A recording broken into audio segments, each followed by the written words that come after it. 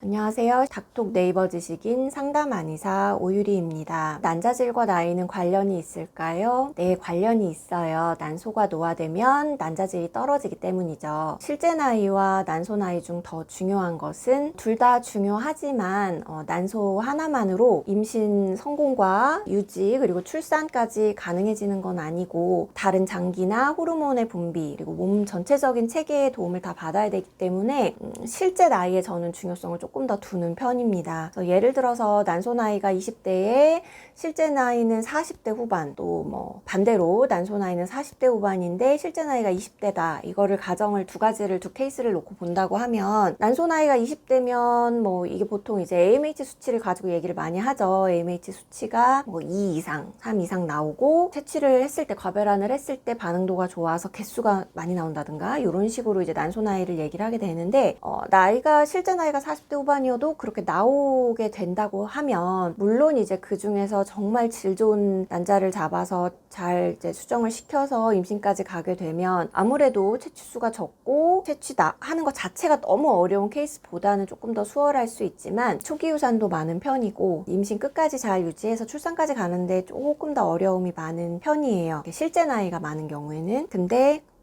난소 나이가 40대 후반 근데 이제 실제 나이가 20대다 그러면 사실 이 정도면 이제 보통 조기 폐경 이행기거나 조기 폐경 진단을 받은 경우거든요. 근데 그렇게 되면 아무래도 채취하는 게 좀 어려울 수 있고 채취 개수도 적지만 그리고 이제 난자질도 물론 뭐 약할 수 있죠. 근데 그렇게 해서 어렵게 해서 채취를 하더라도 수정이나 배아 분열하고 그리고 실제로 얘가 이제 착상을 했을 때 배아 이식을 했을 때 몸에서 면역 기능에서 얘네들을 충분히 수용을 하고 10달 동안 임신을 유지해서 출산까지 간다고 보면 조금 더 수월하지 않나라는 생각을 하게 됩니다. 둘 다 중요한데 실제 나이, 난소 나이 둘 다 중요하고 최대한 노화를 막기 위해서 우리가 노력을 해야 하지만 난소 나이 못지않게 실제 나이도 중요해서 조금 더 빠르게 임신 준비를 하는 건 중요하다라고 말씀드리고 싶네요.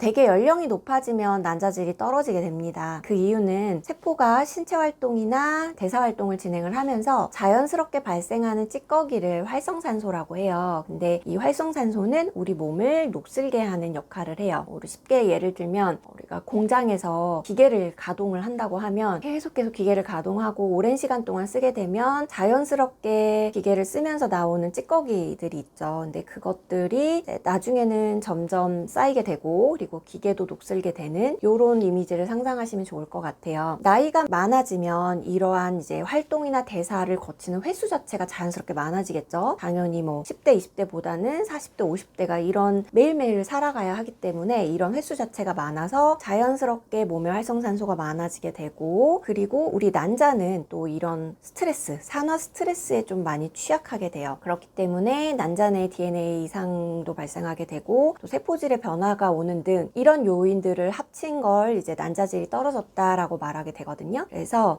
나이가 많으면 아무래도 난자질이 감소할 그럴 가능성이 높아져요. 난자질을 저하시키는 요인에는 나이도 있지만 고령이라는 나이도 있지만 산화 스트레스를 가속화하는 요인에는 그 외에도 흡연이나 음주 그리고 스트레스 그리고 과식 등이 있을 수 있어요. 그래서 금연이나 금주를 생활화하는 건 매우 중요하고요. 그리고 적절한 운동, 그리고 삼시세끼의 규칙적인 식사, 그리고 하루 8시간 이상의 숙면을 취하는 것 등은 난자질을 위해서 중요해요. 게다가 항산화 물질이 풍부한 식단을 생활화하는 것도 좋겠죠. 이런 부분들을 잘 지켜주시면 난자질을 개선하는 데 도움이 돼요. 사실 시험관하기 시술 중에 호르몬 요법으로는 난자질을 좋아지게 하기는 어려워요. 난자의 채취수를 늘리기 위해서 이름 자체도 이제 과배란제잖아요. 그래서 배란 기능을 과도하게 하는 목표로 이제 들어가게 되는 거고 난자의 그 하나하나의 질 자체를 개선하는 역할은 좀 떨어진다라고 보시면 될 것 같아요. 그래서 우리가 실제로 난자질을 좋게 한다는 거는 난소의 노화를 최대한 막고 천천히 노화를 진행할 수 있도록 도와준다라는 의미이기 때문에 이걸 어떻게 할 수 있냐라고 생각을 해보면 일단 난소 주변에 혈류순환을 원활하게 하는 게 굉장히 중요해요. 그리고 이제 골반강에 난소 외에 여러 가지 또 장기들이 있잖아요. 뭐